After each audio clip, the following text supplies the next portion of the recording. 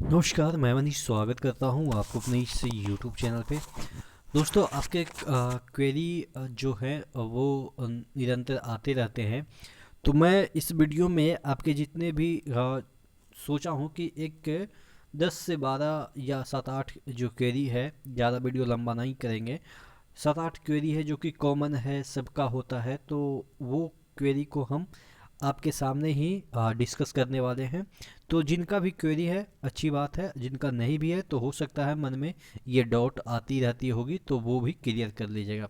तो सबसे पहले डाउट लिया है मैंने सहेंद्र नाम जो भी हो, डाउट से मतलब है आधार कार्ड नहीं है। तो देखिए, आधार कार्ड नहीं है तो ये ज़रूरी तो नहीं है, कंपलसरी हर एक जगह नहीं है। लेकिन क्या होता है ना, आधार कार्ड एक आइडेंटिटी के लिए महत्वपूर्ण चीज़ हो गया। आप हर एक जगह पैन कार्ड वगैरह रहे या ना रहे, आधार कार्ड लोग पहले खोजते हैं, ठीक है। अगर आधार कार्ड नहीं है तो उसके सब्सिडरी में सेकंड नंबर पे पैन कार्ड आता है। पैन कार्ड नहीं है उसके बाद ड्राइविंग लाइसेंस आता है। वोटर कार्ड तो अब जनरली लोग खोजते भी नहीं है, क्योंकि वोटर कार्ड में किसी का तो नाम नहीं रहता है तो किसी का उम्र कुछ और रहता है। वोटर कार्ड में अच्छा सा फोटो भी नहीं रहता है, तो इस वजह से वोटर कार्ड जनरली लोग प्रायोरिटी तो नहीं देते हैं, लेकिन एक सब्सिट्यूट के रूप में है। तो आधार कार्ड नहीं है तो कोई दिक्कत नहीं है, आपके पास और भी डॉक्यूमेंट है तो उससे आपकी आइडेंटिटी शो हो जाएगी। चलिए अगला क्वेरी लेते हैं। अगला क्वेरी है सर नितेश जी का है। Please sir reply, railway group D में एससी से हूँ। जब फॉर्म मैं भरा था तब मैं स्टेट का कास्ट सर्टिफिकेट का जारी डेट व जारीकर्ता का नाम डाला है, क्या वो माना जाएगा? Please reply. तो देखिए, एक्चुअली जब आप फॉर्म भर रहे थे तो आप वहाँ पे आपको एक डेट मांगा जाता है कि कौन से डेट में आपका ये सर्टिफिकेट इशू हुआ था, और इशू करता कौन थे, सीओ थे या कौन थे, एसडीएम थे, क्या थे। तो देखिए, अगर आपने स्टेट वाला डाला है तो स्टेट का कास्ट तो एक्चुअली में उसको सेंट्रल लेवल पे वैलिड कराना पड़ता है कि वो सेंट्रल लेवल में भी एससी एसटी है कि नहीं। लेकिन जब आपने डाला है तो वो चीज़ें आपके लिए वैलिड है, ऐसा नहीं है कि वो रिजेक्ट कर देंगे, लेकिन उसको फिर आपको सेंट्रल फॉर्मेट में भी बनवाना पड़ेगा। तो ध्यान रखिएगा कि जो आपने भरा था उससे कोई दिक्कत नहीं है, डेट ऑफ जो इशू है जारी करता है, कोई दिक्कत नहीं है। बस अब आपको क्या करना है कि वो तो आपके पास रहेगा ही, और उसके साथ आप उसी के बिहाफ पे यानी कि उसी को अटैच करके आप सेंट्रल फॉर्मेट में भी बनवा लीजिए तो बेटर होगा, क्योंकि वहाँ पे सेंट्रल फॉर्मेट में खोजा जाएगा। तो ये आपने डाल दिया है डेट में सर्टिफिकेट नेम, तो वो कोई इशू दिक्कत नहीं है, लेकिन फिर भी आप बनवा लीजिएगा। चलिए आगे का हम ले लेते हैं। अगला कार्तिक भास्कर का है। मैंने फॉर्म भरते टाइम हायर क्वालिफिकेशन टाइप में इंजीनियरिंग डाला था, पर फॉर्म भरने के 3 महीने बाद मेरे फाइनल मार्कशीट आई थी, तो उसमें कोई प्रॉब्लम तो नहीं होगी? देखिए, एक्चुअली जो बेसिक जिस लेवल का एग्ज़ाम है, यानी कि जो मिनिमम क्वालिफ़िकेशन रखा गया है वो सॉलिड है तो कोई दिक्कत नहीं है। आपने हायर क्वालिफ़िकेशन में पीएचडी भी डाल दिया है और वहाँ पे आप अगर शो नहीं करते हैं वो सर्टिफिकेट, तो कोई इशू ही नहीं है। जो आपका मिनिमम क्वालिफ़िकेशन 10th है वो शो करना होता है।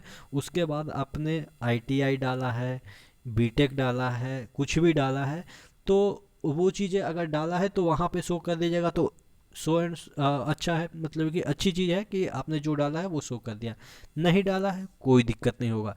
तो एक इसी से प्रश्न पूछी जाती है कि सर मैंने डाला ही नहीं था लेकिन मेरे पास है डिग्री, तो वो बाद में कर अटैच कर सकते हैं तो क्या? हाँ, वो बाद में भी अटैच वहाँ पे कर सकते हैं, वहाँ पे दे सकते हैं, ठीक है। अगर ये इनका क्या था क्वेरी कि मैंने डाल दिया लेकिन उस समय मेरे पास ये चीज़ें डिग्री नहीं थी, तो उससे भी कोई दिक्कत नहीं है। उतना मतलब कि उस तरीके से नहीं किया जाता है कि आपने क्या डाला और क्या दे रहे हैं।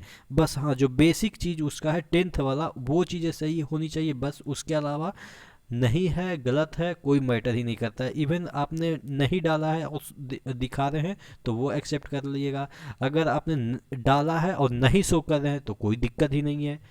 कोई दिक्कत नहीं होगा, ठीक है ना। उसमें प्रमोशन वगैरह के समय जब चीज़ें होती है तो उस समय आप डाल सकते हैं, कोई दिक्कत नहीं है, कोई इशू नहीं है। आप बाद में सर्टिफिकेट आपको मिला है, अच्छी बात है, आप वहाँ पे बाद में लगा दीजिएगा, कोई दिक्कत नहीं है। चलिए अगला क्वेरी ले लेते हैं। अगला क्वेरी है सिद्धार्थ विश्वकर्मा का। सर 10th की मार्कशीट ओरिजिनल ले जाने की ज़रूरत है या फ़ोटो कॉपी से काम चल जाएगा? देखिए, डॉक्यूमेंट वेरिफिकेशन इसी का कहना होता है कि मतलब डॉक्यूमेंट वेरिफिकेशन का मतलब ही होता है कि डॉक्यूमेंट को वेरीफाई करना। अब फोटोकॉपी तो मैं भी आपका लेके चला जाऊंगा, तो क्या मतलब ऐसा थोड़ी ना है कि फ़ोटोकॉपी होता है। फ़ोटोकॉपी का कोई मतलब ही नहीं होता, फ़ोटोकॉपी तो एक रखने के लिए होता है। जब आप वेरीफाई वहाँ पे कर रहे हैं तो डॉक्यूमेंट आपको ओरिजिनल होनी चाहिए। अगर आपके पास ओरिजिनल नहीं है तो एक जेन्युइन रीज़न होनी चाहिए कि आपके पास क्यों नहीं ओरिजिनल है। क्या आपके जो यूनिवर्सिटी है या जो भी बोर्ड है आपको इशू किया है कि नहीं किया है, अभी आपके पास प्रोविजनल है। तो अगर ओरिजिनल नहीं है तो प्रोविजनल से भी काम चलेगा, लेकिन कम से कम तो प्रोविजनल होनी चाहिए। और फोटोकॉपी कोई चीज़ नहीं है, फोटोकॉपी तो 10 करा के वहाँ पे तुरंत मांगेगा तुरंत दे सकते हैं। तो ये तो निरर्थक प्रश्न है कि ओरिजिनल खोजता है या ये फोटोकॉपी। फोटोकॉपी तो वहीं पे जाइएगा तो 2-2 सेट 3-3 सेट करवा के कहेगा कि इतना ले आइए, वो नोटिस में दिया रहेगा। यानी कि जब आप डॉक्यूमेंट वेरिफिकेशन करवाइएगा तो वहाँ पे नोटिस में डाल देगा कि क्या कितना सेट चाहिए, लेकिन ओरिजिनल तो ज़रूरी ही है। चलिए अगला प्रश्न देख लेते हैं। अगला प्रश्न है ये है इशू डेट। क्या आपने लिखा है मुझे समझ में नहीं आया, एक ही साथ 3-3 बार कमेंट किया। एफिडेविट एचडीएम या नोटरी वाला? देखिए एफिडेविट कोई भी चलेगा। बेटर है कि आप एचडीएम वाला करवा ले तो बेटर है। एचडीएम में जो ऑफिस होती है वहाँ पे एक वकील बैठे हैं, 100 रुपया एक टिकट लगती है, आपको बना के दे देंगे, 250-300 रुपया लगेगा बस। कोई एचडीएम वाला ही बेटर रहेगा, कोई दिक्कत नहीं है। अगर नोटिस से भी है तो कोई दिक्कत नहीं है, लेकिन एचडीएम वाला बेटर रहेगा। चलिए काजल पूछ रहे हैं सर ईडब्ल्यूएस ब्लॉक का चलेगा? देखिए ईडब्ल्यूएस ब्लॉक से ही स्टार्टिंग में बनता है, आप डायरेक्ट नहीं बना पाएंगे सब डिवीज़न लेवल पे। पहले ब्लॉक से ही बनेगा, ब्लॉक के बाद अगर आपके पास टाइम नहीं है, देखिए ब्लॉक्स में बनाइएगा, उसके बाद जो ये ईडब्ल्यूएस सेंट्रल फॉर्मेट में है उस पर फिर बनवाना है। अब उस पर बनवाना है तो कम से कम आपको उसमें नोटिफिकेशन में देख लीजिएगा सब डिवीज़न लेवल का होना चाहिए, ठीक है। तो सब डिवीज़न से भी बनवा लीजिएगा। लेकिन अगर आपके पास टाइम नहीं है तो ब्लॉक से बनवा के लेके जाते हैं तो ऊपर भी चलेगा, लेकिन आपको हो सकता है कि वहाँ पे लौटा दे तो फिर से आपको बनाना पड़ जाए। तो मैं आपको सजेस्ट करूँगा कि जो आप नोटिफिकेशन के अकॉर्डिंग कम से कम सब डिवीज़न लेवल पे बनवा के ले जाइएगा, ठीक है। चलिए आगे देख लेते हैं कि अगला क्वेरी किनका है। सर मेरे पैर में गिरने की वजह से घाव हो गया था, मैंने टाका लगा है। जिसमें टाका लगा है मेडिकल में परेशानी हो सकती है क्या? नहीं, टाका लगा है, पैर टूटा है, ये सब कोई मैटर नहीं करता, ये सब चेक नहीं होता कि आपका पैर टूटा है। एक जगह पे सिर्फ मुंबई में फ्लैट फुटेज चेक किया गया था, वो जनरली होना नहीं चाहिए, बट खाली या मुंबई में हुआ था, वो पिछली बार की बात है। लेकिन और जगह ये सब चीज़ें चेक नहीं होती है, पैर किसी का खसका है, टूटा है, फूटा है, किसी मतलब कि ये सब चीज़ें मैटर नहीं करती है। कोई पाइल्स का ऑपरेशन कराया, कुछ भी कराया, कोई दिक्कत नहीं है, सबको ग्रुप डी में कोई ऐसा मेडिकल टफ नहीं होता है। चलिए अगला क्वेरी ले लेते हैं। अगला क्वेरी किनका है? सर सीबीटी, एक मिनट, हाँ सर सीबीटी वाला एडमिट कार्ड भूल गया तो क्या करें? कोई दिक्कत नहीं है, एडमिट कार्ड ऐसे ज़रूरत नहीं है, खोजते हैं लेकिन नहीं होने पे कोई दिक्कत नहीं होता है। चलिए और तो कुछ कमेंट हैं, चलिए और 1-2 कमेंट ले लेते हैं। चलिए हाँ सर, मैंने जब फॉर्म फिल किया था तो मुझ पे पेमेंट वाला नहीं है, तो कुछ प्रॉब्लम होगी? कुछ भी प्रॉब्लम नहीं है, इसको कोई कहीं ज़रूरत पड़ती भी नहीं है, इसके लिए कोई दिक्कत नहीं है। 10th की मार्कशीट तो है पर सर्टिफिकेट क्या होता है ये नहीं है, प्लीज़ रिप्लाई कीजिए।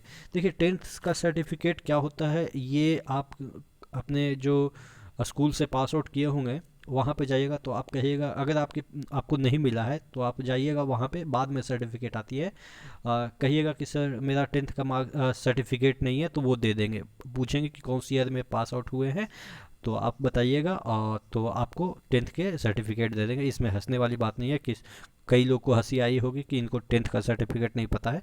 मुझे मतलब इस बात के लिए कभी हंसी नहीं आएगी कि इनको नहीं पता, क्योंकि बहुत सारे ऐसे भोले भाले स्टूडेंट होते हैं जो कि छोटी छोटी चीज़ डाउट रहती है, अगर वो नहीं पूछेंगे तो उनके मन में मतलब कि हमेशा डाउट बनी रहेगी। तो पूछने के लिए कभी हिचकिए मत।